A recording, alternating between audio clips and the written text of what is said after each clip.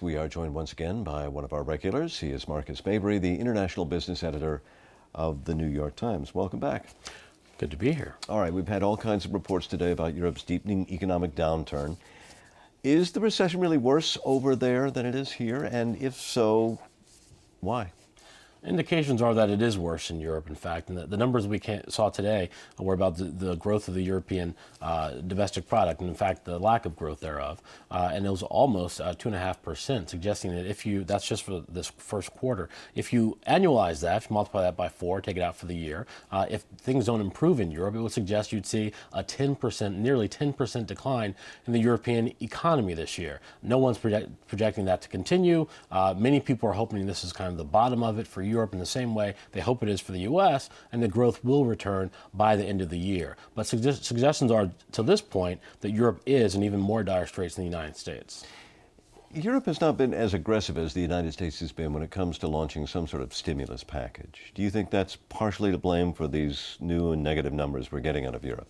One could certainly argue that. At the same time, the Obama administration's stimulus, which is nearly $800 billion worth of stimulus that they've injected into the U.S. economy, is pretty slow in getting off the ground. The vast majority of that has not yet entered in this economy. So it's hard to argue that it's all stimulus at this point. It may just be the fact that there's much less labor liquidity in Europe. It's much harder to let workers go, much harder, therefore, for businesses to react to changes in the business cycle.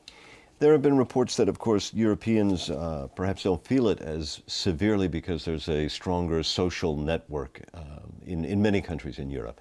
How long can they afford to support that network if they get numbers like this? Well, it's a great question, because what we're going to see is increasingly European governments will be under pressure from the fact that their tax revenues and tax receipts are going down as their economies get smaller, and yet the social bill, the deficit for the social programs they have, which allow Europeans not to feel the pain nearly as much as Americans do, even though they have a worsening economy than we do.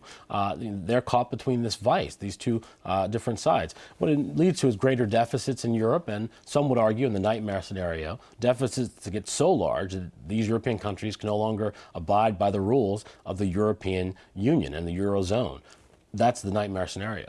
Some countries would have to actually fall out of the Eurozone. But there is a sense of optimism coming from Europe, despite all of this. Well, it's ironic, and with these horrible numbers, and same thing with the unemployment numbers you see in the U.S. Despite these very negative numbers, the feeling is that because inventories are so low, factories and stores have so depleted their inventories that they're going to have to start restocking shelves. They're going to have to start making more things to replace the inventory that's gone. Well, very quickly, if you were traveling as an American overseas, a good time to go?